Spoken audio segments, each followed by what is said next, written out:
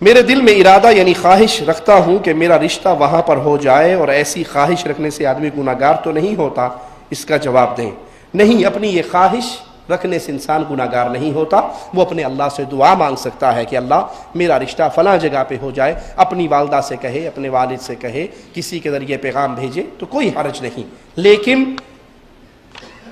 ای میل پر رابطہ کرنا، ٹیلی فون پہ رابطہ کرنا، فیس بک پہ دوستیاں کرنا، کسی اور ذریعے سے رابطے اور پیار و محبت کی پینگیں بڑھانا، یہ غلط ہے۔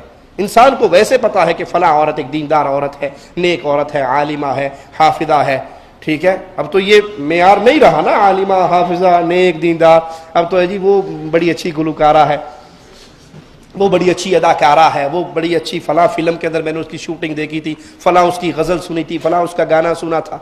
یہ معیار مسلمانوں کا معیار نہیں ہوتا۔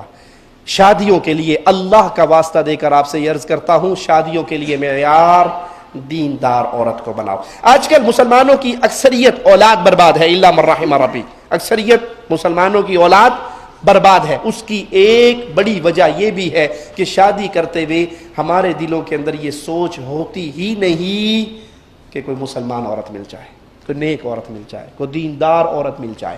اس وقت اور ذہن کے اندر سوچیں ہوتی ہیں، لیکن جب اس عورت کی گود سے جو پروان چڑھتے ہیں، اس عورت کی گود سے جو پروان، ایک وہ گود ہے جو بچے کو دودھ پلا رہی ہے اور قرآن پڑھ رہی ہے، بچے کو دودھ پلا رہی ہے اور اللہ کا ذکر کر رہی ہے، بسم اللہ کہہ رہی ہے، اور ایک وہ گود ہے جو بچے کو دودھ پلا رہی ہے اور ریموٹ سے ڈش انٹینے کے چینل چینج کر رہی ہے۔ تو پھر ہائے جمال لو جمے گا۔